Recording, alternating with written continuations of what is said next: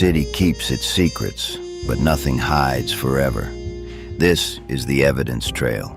I've seen enough crime scenes to know one thing: people lie, but evidence can lead to the truth. And my partner, Chris G, knows how to read it. Each episode, we open the file, trace the facts, and let the science speak. So watch your step. Once you're on the evidence trail, the truth is coming for you.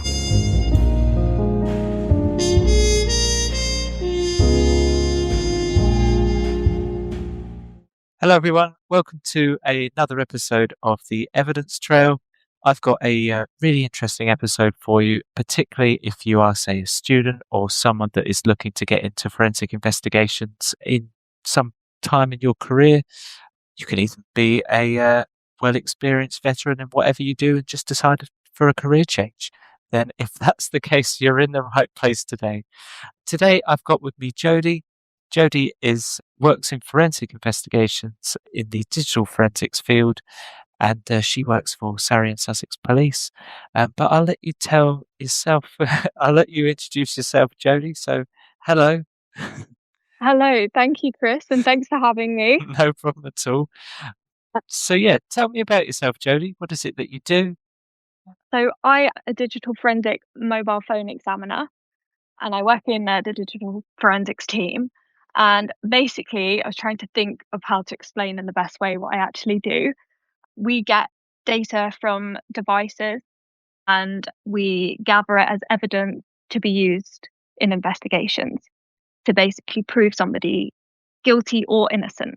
And I have been working in this role now as a practitioner a couple years now, previously joining DFT as management. So there's a lot that goes on in digital forensics. Yeah. Not just examining devices, there's lots more to it. Yeah. But you kind of did the reverse, didn't you? Rather than coming in as a practitioner and then work your way up to manager, you came in as a manager and then worked your way I back. did. Yeah, it was very, very backwards. I was kind of shocked myself as well, but it has worked in my favor. I didn't really have a lot of digital forensic experience, but I did have management experience, and that was kind of my in. Yeah. And then from there, I was able to move around, which is just brilliant. And I've learned so much since being within the force. And I think you sound like you always wanted to be more hands-on with the investigative side of things rather than the people management side of things.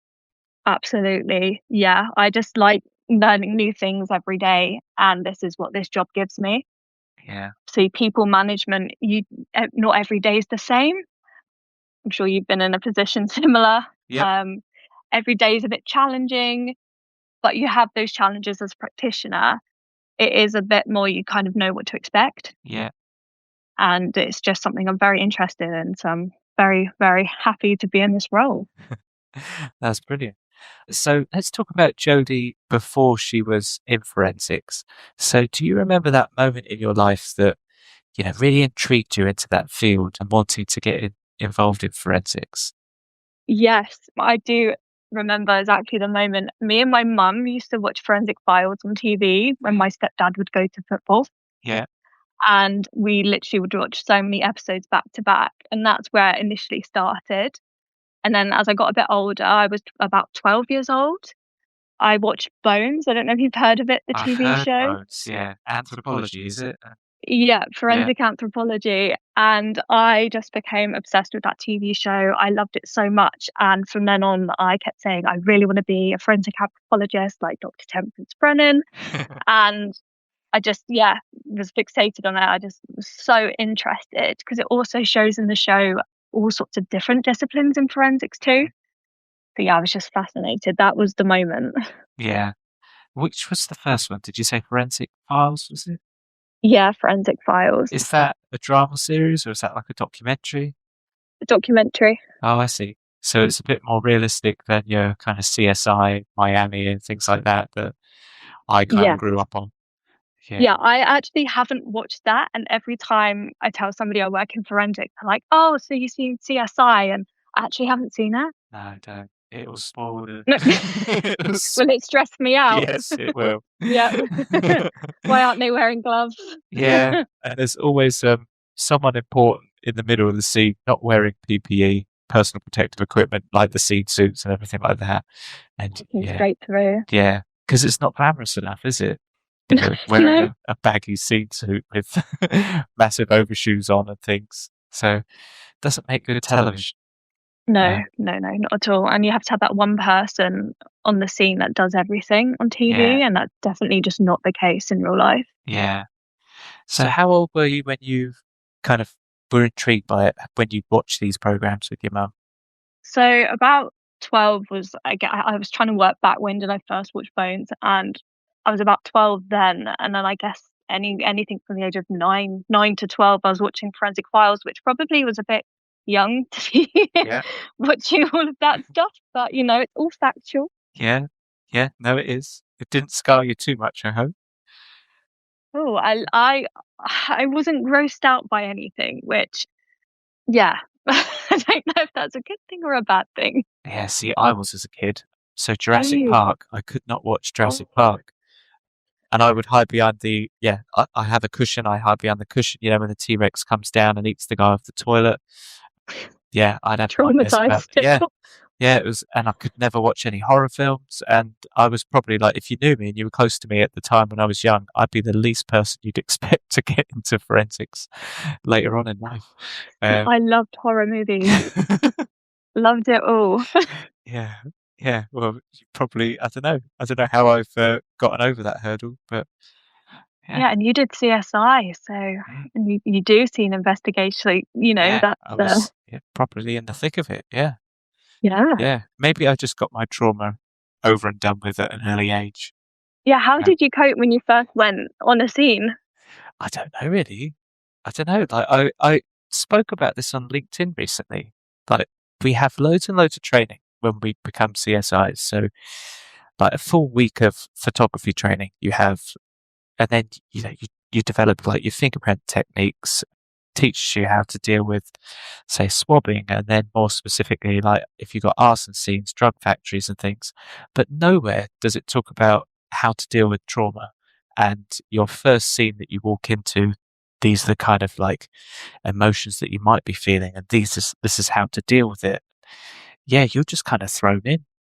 And some people, well, a lot of people can deal with it because I think they've got a good team around them that will support them and things like that. But you are literally just thrown in without any armbands, and you just do you sink or do you swim? So Do you have support afterwards, I guess? There is yeah, support systems in place. yeah, you do. But then, like with mental health and things, that could be it. It would be better, I think, to equip those people with, say, like more skills on how to deal with trauma before they've actually gone through with it, in my opinion, No, I anyway. agree. But I definitely agree. yeah, that was an interesting piece. And I mean, I did a survey, and I think last time I checked, everyone that responded to the survey came back to say, no, we didn't have any sort of mental health awareness or anything like that before going into our first traumatic scene. So, Scary. yeah, I think I've just probably found a gap there. Maybe someone that's savvy in the mental health world will listen to this and think about starting out, because I think, yeah, it's something that needs to be done, really. It is important because whatever affects you, you can carry for years or the rest Yeah, of your life. And it just affects you not just at work, but in daily life outside yeah, of work as well. So, yeah. And it's not exclusive to crime scene investigators either. It will be people like yourself in digital forensics. You never know what you're going to uncover. I mean, exactly. my worst case that I ever dealt with, where I felt like really uneasy, was a simple post-mortem. And I'd been to plenty beforehand, but the last thing I did before going into that post-mortem was watch a video of CCTV imagery of the guy alive and being killed. And I think when you're dealing with mobile phone footage and things like that, you could quite easily come across things like that. So Yeah, you do not know what you're going to walk no, into. no, definitely. So yeah, more is needed. I warned you before we started recording that we would probably go off on tangents, and We are. here we Here have. we are. Yeah, right. That's the fun of it. So, talk to me about like older Jodie getting into forensics and things like that. So, what was your path into forensics, and was it an easy one? Okay, I wish this wasn't a complicated story. However, it Okay, we like is. complicated. Complicated, good, because I when I was younger, see, this is what I wanted to do. I was very passionate. I found it very interesting, but I didn't think it was possible for me, and it just seemed so out there and so far away. Probably because I was watching American TV shows to start, and I just didn't see it in this country. Mm.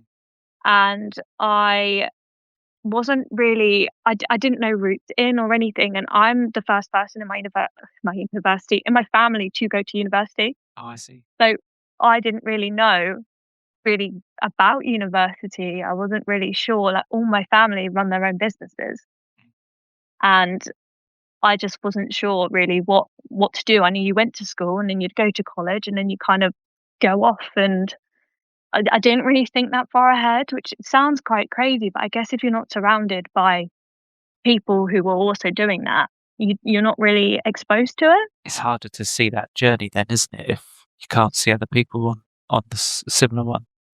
Exactly that. And I remember I think I was about 13 and I went to Spain, and there were some family friends out in Spain, and one of them was a CSI. Oh, really? And yeah, which I just they told me just a few tips how to get in or what to do, but I wasn't really sure. Back then I was 13, I didn't really take it all in. But other than that, I wasn't really sure how or what to do. So I went to college. I picked some A levels. I picked business studies. Big mistake. Sociology. Yeah, that didn't go well. Sociology, and then travel and tourism.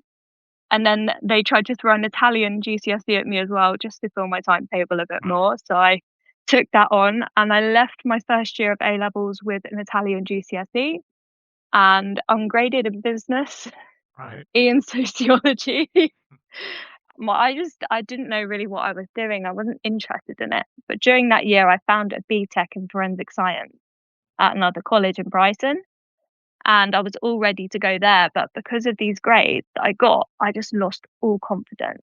I just thought I wasn't smart enough to go study forensics. Like, I think forensics has this, stigma around it that you've got to be really smart, really scientific to do the job. But it's really not that. There's so many other skills Mm. that are, way more important. And so I just was going to drop out of college. I really had low self-esteem at that point, and my mum was like, "No, you're not dropping out of college. You need to do something." And I was so adamant I wasn't going to do this BTEC in forensics. So she found another BTEC for me, which was in travel and tourism. Okay. Yeah. So I did that for 2 years. I didn't love it, but it got me UCAS points. It got me points for university. I then found after that, I knew I wanted to go into sciences, and I wasn't really going to get too far with my travel and tourism BTEC.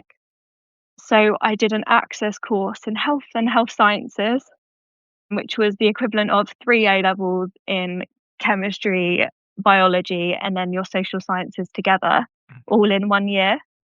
So it was intense, but I met so many interesting people on that course, and it was people who had already had careers in the police, in travel, in all sorts of walks of life, and they were coming back and they wanted to be nurses, physiotherapists, and they wanted to go into other fields. So it was actually really good to be with other people who, even though I was still quite young, changing their mind. Mm. And I got in to the University of Exeter on an anthropology degree with that. Brilliant. Yeah, which is amazing. I really wasn't sure if I would. So I studied anthropology there, obviously wanting to be a forensic anthropologist. And partway through, I swapped to an archaeology and forensic science degree. What I'm And learning here, Jodie, is you're really indecisive. oh yeah, ask my family. I have a new idea every 5 minutes. But this one swap, I have to say, I was guided by Laura Evis. She is a lecturer, well, Dr. Laura Evis, at the University of Exeter, and she taught my forensic archaeology and anthropology modules. And she knew how interested I was in them, and how all the other anthropology modules I wasn't that interested in, but her classes I was. And she said to me, you need to swap to this other degree if this is what you want to do. Mm. So I just swapped, went straight into the second year. And I'm so glad I did, because I ended up going on a dig that summer and excavating post-Roman medieval cemetery. Oh, wow. Hands-on experience. Yeah. It was amazing. Whereabouts was that? And Was that in this country? yeah, in Devon, in a Oh, little yeah. place called Ipplepen. Yeah. Oh, wow. I camped for a month. Oh, Yeah, with no microwave, no fridge. oh, goodness. No luxuries, eh? No, it was tough, but very interesting and Yeah. rewarding. Yeah, definitely. Yeah, picking up those life skills as well. Yes, definitely. Yeah, Yeah. to be resilient. And putting your travel and tourism experience to good use as well. Exactly. Yeah, Yeah. exactly. See, transferable skills are Yeah. very important. They are. They are. Yeah, so that's how I kind of got into like my educational background of what I thought I needed to do. And I actually graduated in the pandemic. Oh, right. Yeah, which is probably, well, the worst time to Yeah. graduate Because and look you for a didn't get job. that ceremony, really, did you? No, we graduated 2 years after. Oh, blimey. Yeah, so they did the year before us. Oh no, yeah, the year after us, they did before us. It was all a bit backwards. So we had to wait 2 years, and the year after us only waited one. Yeah, it was all a bit messy. Yeah. We did finally get it, Yeah. but it just wasn't the same. Yeah. And then trying to find a job, like you say, was going to be pretty tough in that sort of time in lockdown. Absolutely. Yeah, it was a really weird time, and wasn't too sure what I was looking for. I did want to be CSI, Mm. ideally. Um, I was looking also at becoming an anatomical pathology technician as well. Right. I was Which looking into which for listeners is they assist the pathologist in conducting autopsies. I see. So like people that would work at the hospital, um, hmm yeah, and assist them. Yeah, so there was a that job was a possibility because somebody I knew who graduated from my degree did that. I see. So I was just kind of looking into what have other people done here, and Yeah. it kind of doesn't really relate to forensic anthropology, but it kind of does. Mm. I was looking at jobs in the hospital, testing blood samples, anything I kind of could to, keep me in that world, forensic lab world. And there just wasn't anything. And that's where I had a bit of an idea. There were about 3 people in my family who were like, "What are you doing, Jodie? Why are you thinking this?" Well, I decided to become a primary school teacher and undertake a PGCE. Right. Yeah, I convinced myself it's something I'd be very good at, Yeah. and that's what I wanted to do. I think COVID kind of I mean, you probably know, everyone would probably agree, it changed a lot of people, or you had lots of time to think. Yeah. Which it can be good, can be bad sometimes, can't it? Yeah, definitely. Yeah. In this situation, I mean, I don't say this is bad. I don't regret what I did, because you can't live like that. But I think I just gave up on the forensics again. Mm. I just had that moment, oh, this isn't for me. I can't do this. And I just found the next best thing I thought I'd be good at. I used to volunteer at youth groups and brownies, and I had lots of experience with that, and I did enjoy it. It's not just come out of a random place. I see. I did look at going into teaching before I studied forensics at uni, but it was just, wasn't my main goal anymore. But Yeah. that's what I kind of turned to do, and I got into Sussex University so I could live, live right near home. And I did a year of that and got a job in a primary school in the local area, and I have to say it was one of the most challenging years of my life. So it was just a year that you did that, was it? Just a year, yeah. So I studied for a year and I only managed a year. My heart just wasn't in it. It it wasn't. I trained in COVID and I don't think I went into it being as qualified as I probably should have been because of COVID. And then yeah, it was just very challenging.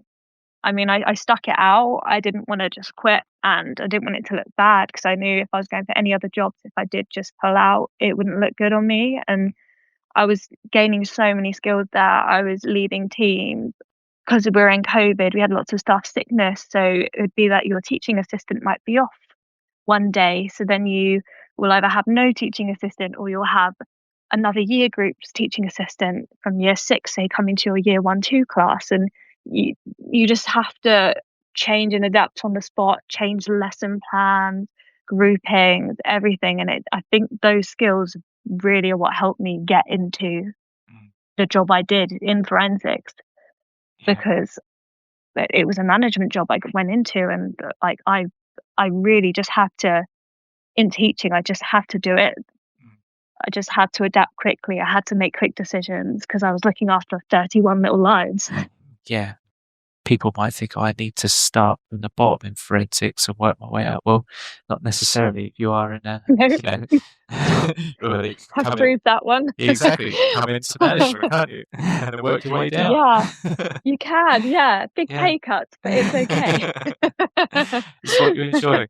I was gonna maybe this will be a little bit too deep, you Jodie, so you don't have to answer this, but it sounds like you just didn't have that belief that you could do a role in forensics. Do you know where that came from? What was holding you back? Do you know what? My family are so supportive and they've always pushed, do what you want to do. You'll be amazing, whatever you do. And they've supported me in everything. So it's definitely not that.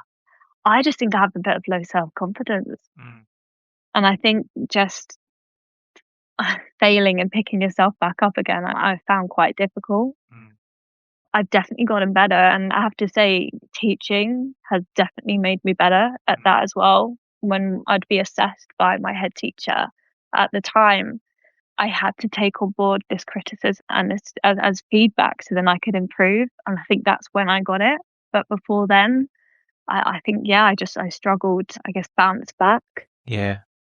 And you mentioned something quite important there about receiving feedback. It can be really hard, can't it, if you're listening to someone's feedback and they're just going on and on about things that you need to do improve, and it can feel really kind of draining at the time. But if you if you do put your feelings to the side and listen to it all and work to improve those skills, and it's not necessarily something that's going to come overnight. You're just going to listen to all this feedback and be a better person in the morning. But just I wish. yeah, but just keep at it and keep persevering to get all the help you can in applying as well. I mean, but like when I was in the CSI, I would try and do things by myself, and I'd be too stubborn to ask for help. And then people would get promoted above me who were asking for help. And if everyone else is, then why shouldn't I have done that? Really, I wish looking back I did. But hey, it's led me to Literally. where I am now. So yeah, And same here. yeah, Same here. Finally got out of that loop. yeah. So my timeline with you at the moment, Jodie, is we're as a primary school teacher right now. Oh, Um, yeah. so what was the next? Right. What was the next rung in the ladder that you were climbing up? So interestingly, as I was primary school teaching, about midway through the year, I realized I really can't, this isn't for me. I need to follow my passion and what I actually want to do. And I had a CSI job come up with Surrey and Sussex Police, and I applied for it. And I got I got to the assessment day stage because I know they do assessment days. Mhm. And I literally was so excited. I couldn't believe it. And my family were like, whoa, this is so cool. And it just seems so surreal that I've actually been considered for something like that. Mm, And also, I want to add to this as well. My boyfriend, who I met in my third year at uni, his dad was in the police, I see. and he knew a lot about, I guess, these roles, and I think that exposed it to me as well, Mhm. that this is where I need to look. So he helped me with that as well, and he's been amazing. He helped me by reading through my applications and just advising me, really. So it's good to know somebody who, I guess, has worked with these people. Yeah. Yeah, definitely. I've lost my trail of thought now, so I've gone on a little tangent. That's all right. So, so we were talking about the application process. You Yeah. said you got to the assessment day. Yes, that was it. So I got to the assessment day. That was intense. Yeah. Apparently they had 400 applicants, Yeah. Wow. and they picked 20. I think they had 4 assessment days where they had 12 people on each one. Mhm.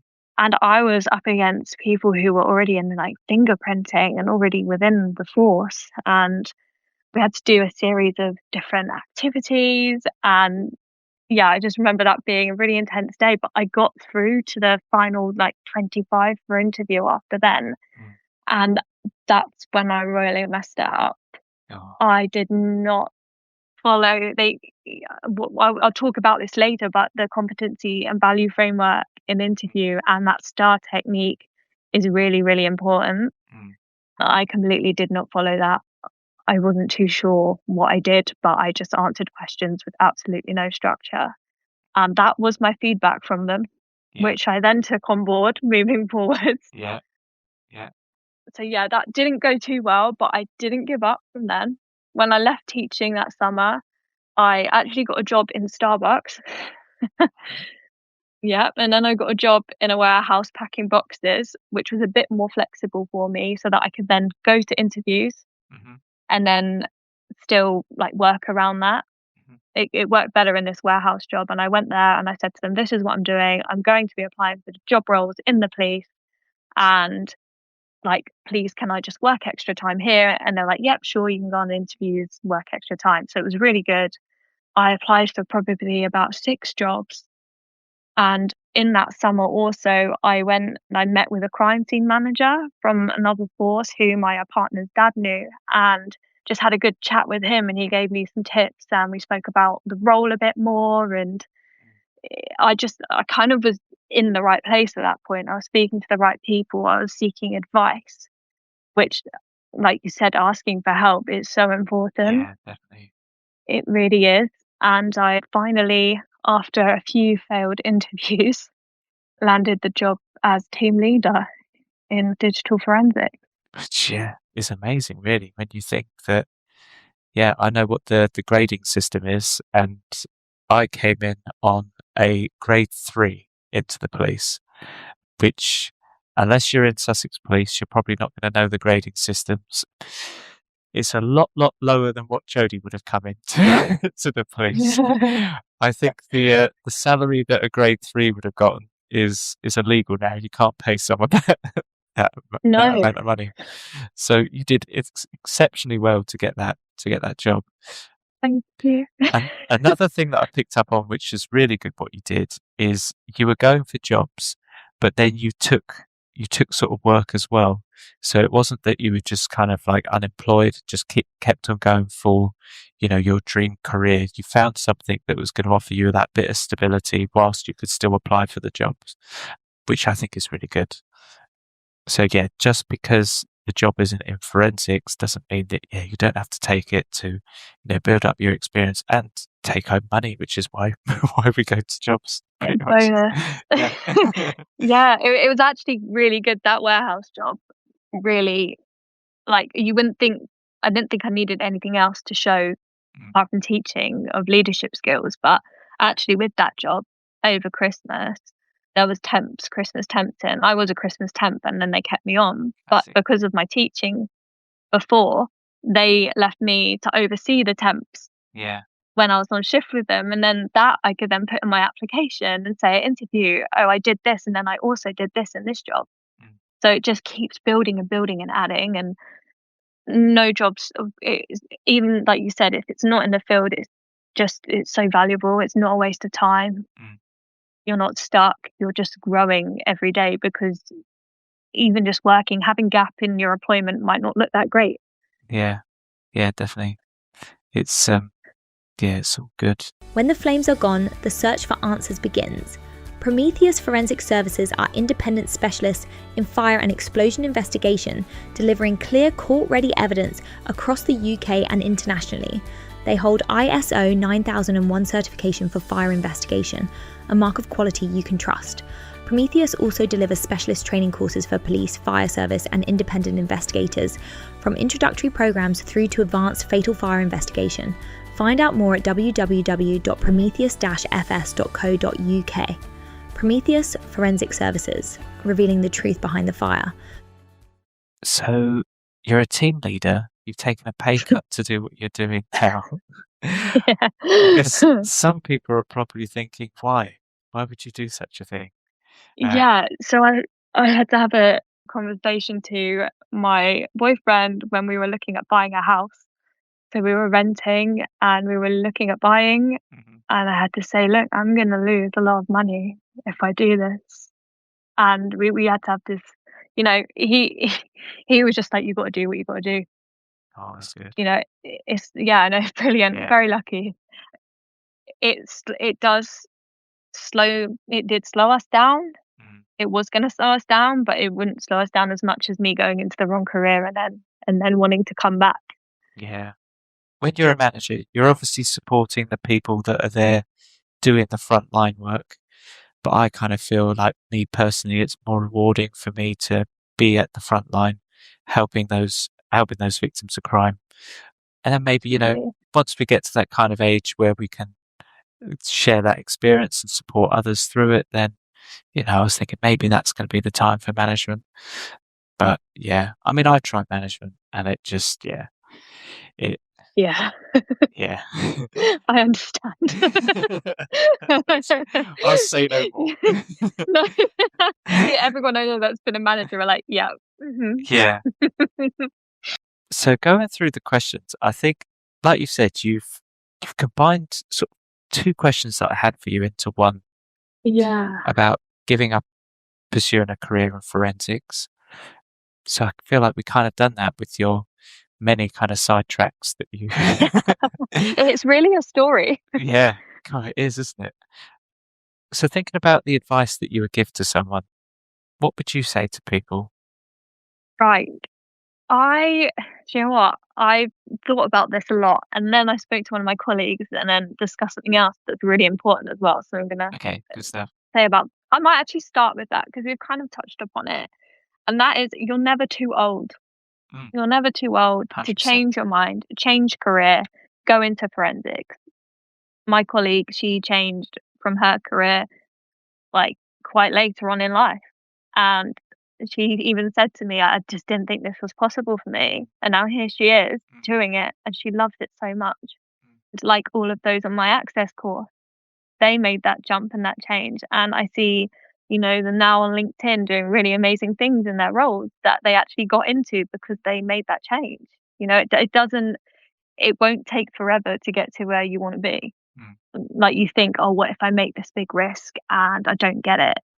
Or it takes this long for me to get there. Like you just keep pushing. Yeah, definitely.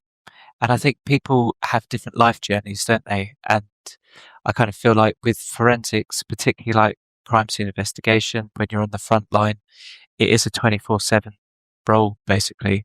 And I think if you're quite young and you're thinking about starting a family, then it can get in the way of that quite a bit. I mean, there's good support for people like that at the moment. So you can go part-time, you can sort of choose days where you will always be off. So then you've always got that kind of regular childcare. But some people do sort of start it late because they think, well, I've done my family now, I'm much more stable, so I can kind of give my all to a role like that. Yeah, so it is quite challenging when you think about, crime never stops really. It doesn't.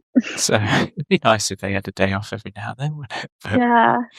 yeah. Crime continues on a Friday night at 6 p.m. when you're about to leave. Yep. Yeah. Yep.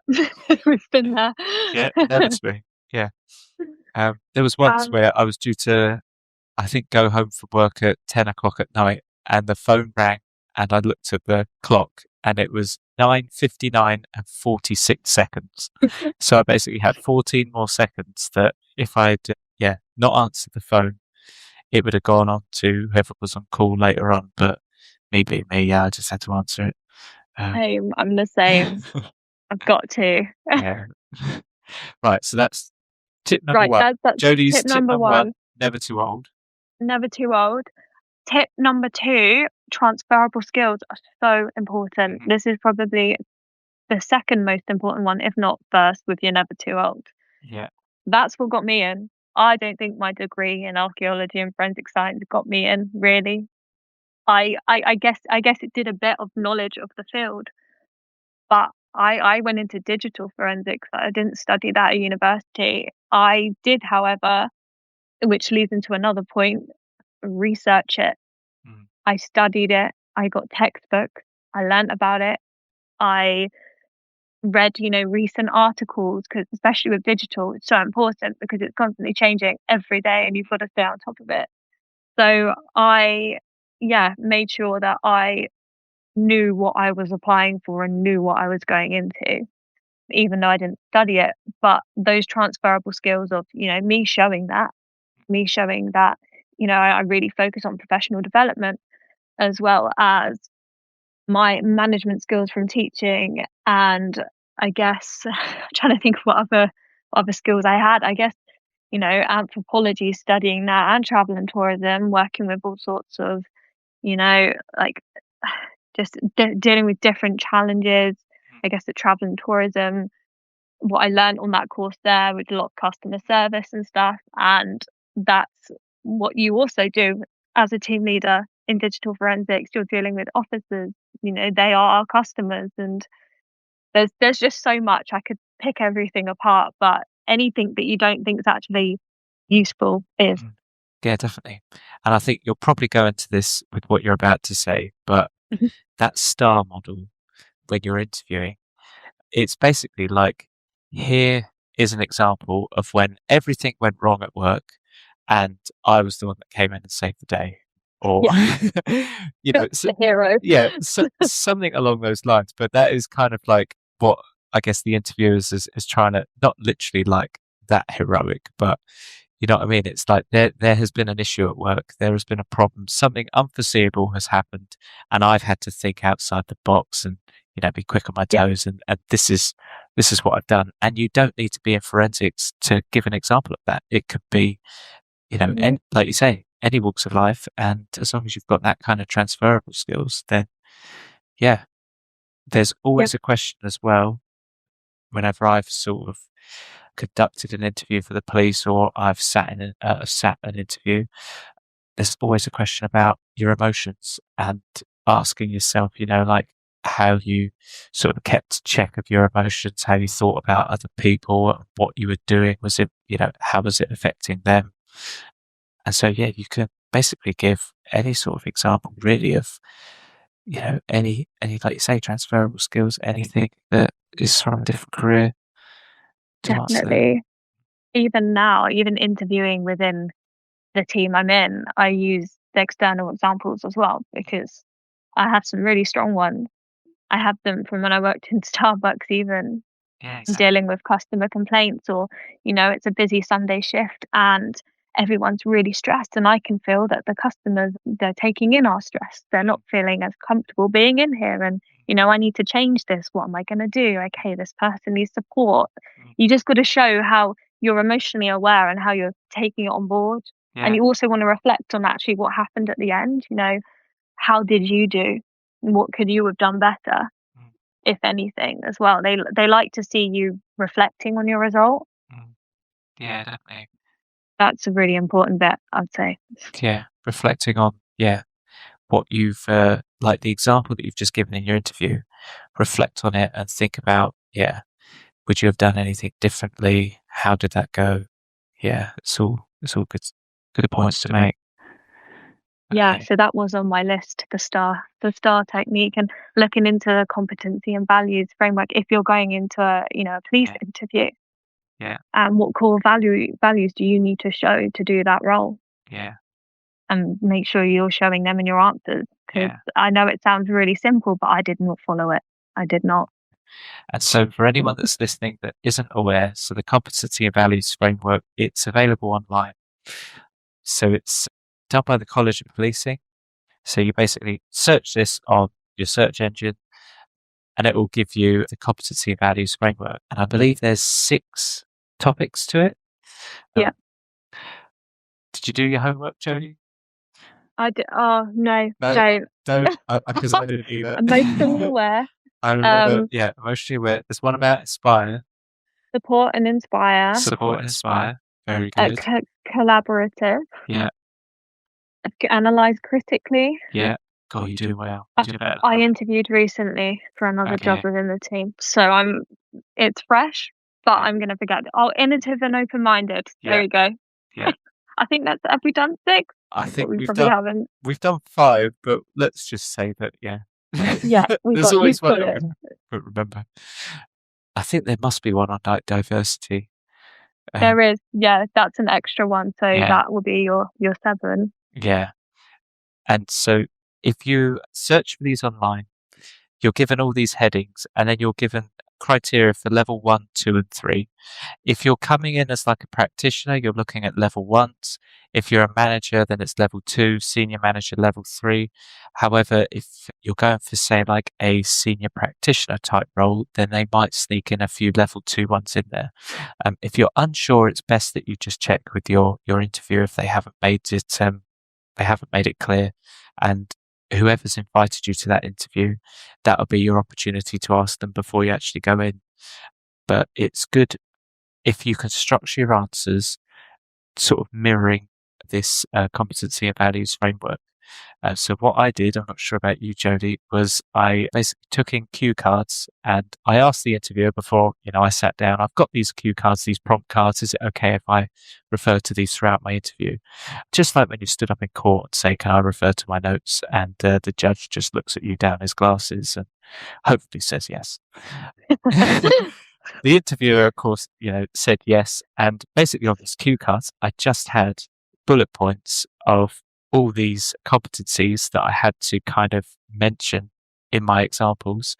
And I just shorten the sentences. So, when I'm looking at them and reading them, I've just got those keywords to prompt me to remember what to say. But say, for example, if they say, right, we're going to ask you a question on emotionally aware. Then I look at my cue card for emotionally aware and I can see that it talks about me thinking about how others would feel.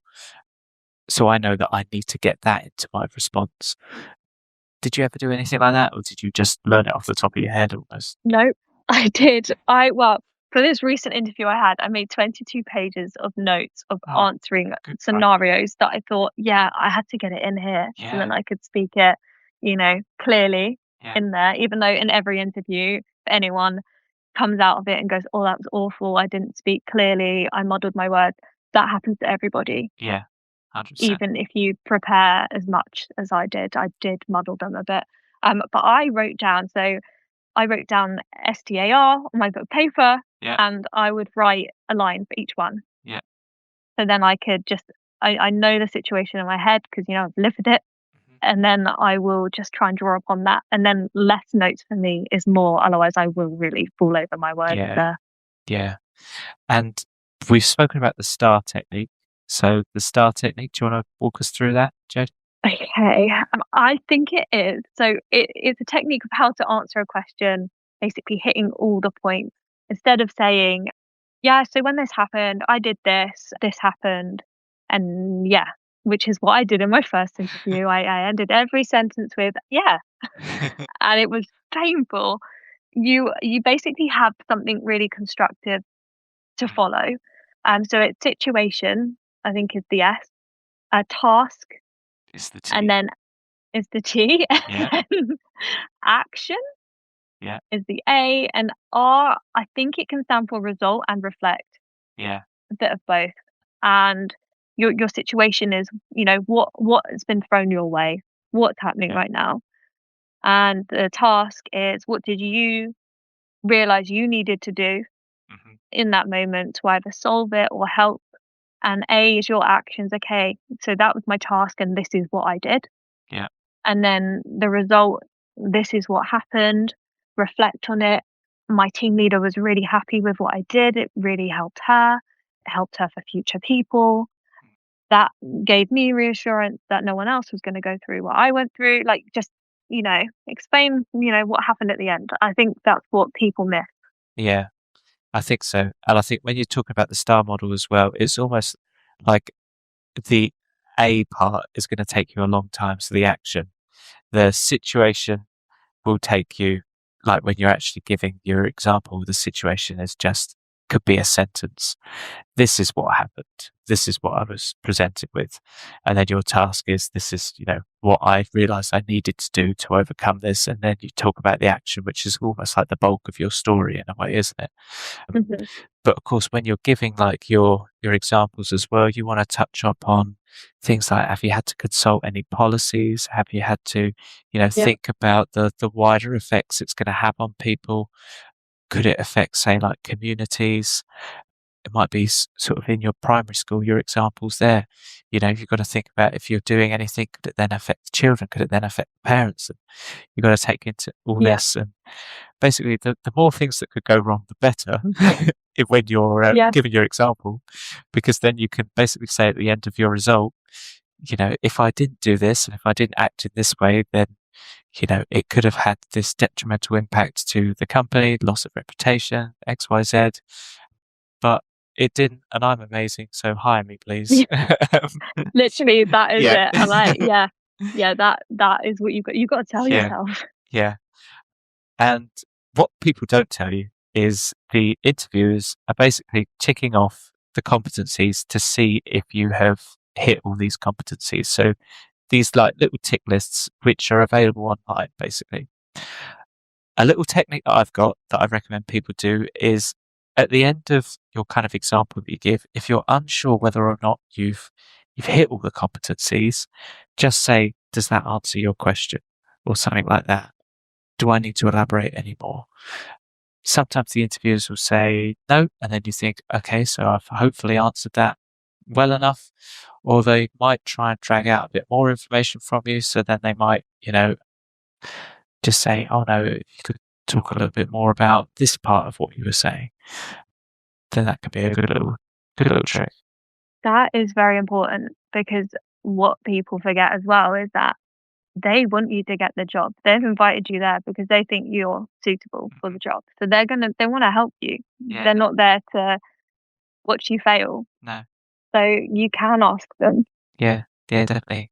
No interviewer that I know would ever want to see anyone in front of them fail and crumble. They want basically the best pick of the bunch. And yeah, that for that best pick of the bunch, they want a great bunch around them as well. So yeah. Any other tips, Jodie? Right. Don't give up, persevere, and Yeah. keep trying. That was at the top of my list. Learn from your interview feedback. Take that constructive criticism, because it's so important. That's how you improve the next time. Trust me, I've been there. Yeah.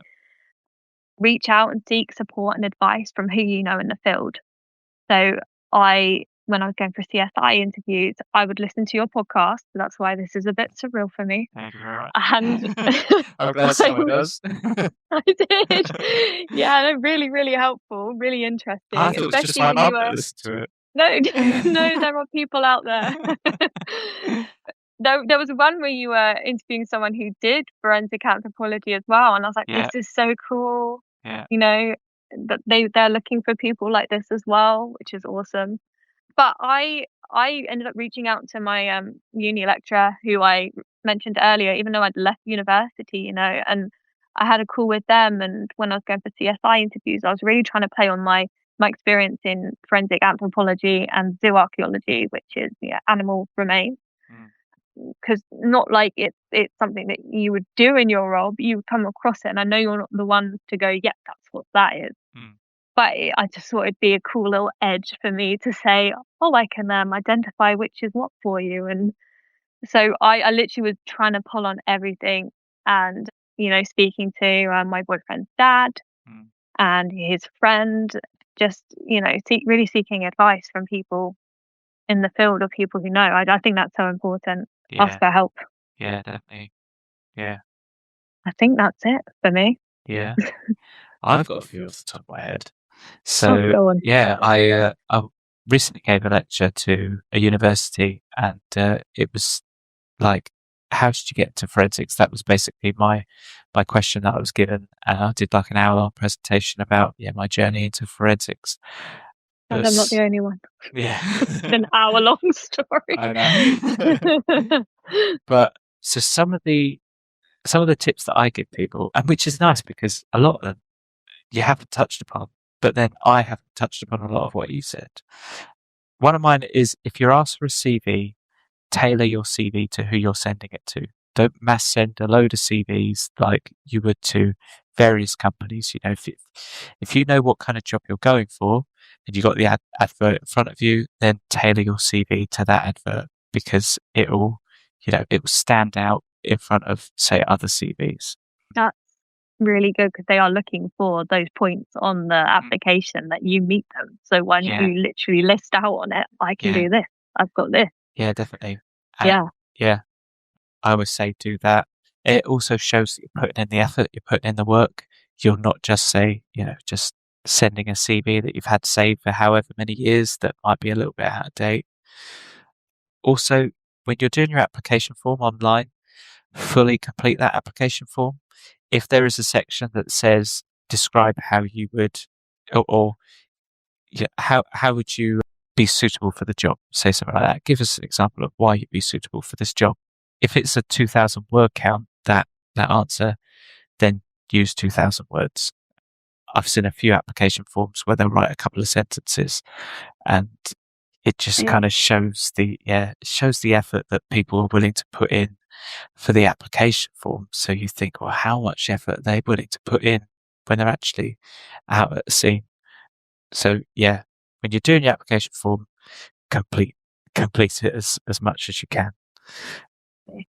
And then I think you've touched upon a few others. Know what type of interview. So yeah, competency and values framework if you're going for the police one. If you're unsure on what type of interview it's going to be, then just reach out and ask them. And practice with someone. Like, I've even practiced by myself, just sat at the end of a bed with a few kind of mock questions that I found online, and I've just spoken to myself and just, kept practicing how I would answer that. I made my poor dad sit with me at the kitchen table for hours, back and forthing interview questions. Yeah, which is less sad, I guess, than doing it by yourself. Yeah, actually, mine's a bit cooler than yours. Yeah, but I got that job. There we go, yay! Yeah, it was worth it. So, yeah, that's kind of my advice, really. Research the company as well. I guess know the kind of background on the company that you're going for. So say, for example, if you're going for a lab-based role for one of the forensic providers out there, then kind of know where their bases are located, how sort of many people, how many departments there are in that organization. And if it doesn't say on their website or anything like that, then get in contact with people and ask them. Yeah, just do your research, because then it looks like you're more prepared when you walk in there. Really, It's my and advice. legislation and everything as well. Yeah. ISO, all sorts of stuff. Yeah. Just throwing out a little key Yeah. word there, but Yeah. they're things that, what sort of rules and regulations do forensics have to follow. If you've likely come from a forensic background going into the job, you will likely know, but I have to say I wasn't too swatted up on it myself, and I had to do a lot of research. So know your field and know what sort of things they have to follow or abide by. Yeah, definitely. That's good advice. I think that kind of wraps it up, doesn't it? I think so too. Yeah, my whole page has been read with my advice. We've gone on your long career journey of jumping through different careers, but you got there in the end, didn't you? I did. Yeah. It's just nice that you finally got through that kind of, I guess, confidence hurdle of, unsure on whether or not you could do something like this, to actually, believing in yourself and now being able to do it. So yeah, that's what I'd say to other people as well that are listening to this, is just keep persevering. Don't give up as well. It took me a year to get into forensics through applying for goodness knows how many jobs. yeah, if you do want any advice as well, then you can reach out to me. If you message me through social media, so it's at Evidence Trail. I think I'm on at the moment Instagram, X. I'm even on TikTok, but Jodie, I don't know how to use TikTok. I don't have TikTok. I can't help you there. Oh, okay. You seem cooler than me, but Everyone I know has it but me. oh yeah, I don't either. But yeah, you can message me through that. I check it every now and then. But yeah, thank you so much for coming on, Jodie. That's been really great, and I know this is hopefully going to help a lot of people out there that are going for the role. So thanks for your time. Hope so. Thank you so much for having me. All right, thanks, Jodie. The night folds over the city like a trench coat collar turned up against the rain. And somewhere out there, another story is already bleeding through the cracks. If you want to keep riding shotgun with us, subscribe to the Evidence Trail wherever you get your podcasts. If you want to spot beyond the flashing blue lights, join our Patreon. Subscribers get exclusive episodes, early access drops, and case files the rest of the world won't hear until the smoke clears. And when the mic goes silent, find us at Evidence Trail on social media. Until next time, stay curious. In a city like this, evidence is like a ghost in the fog. And if you're a crook walking the Evidence Trail, watch where you step.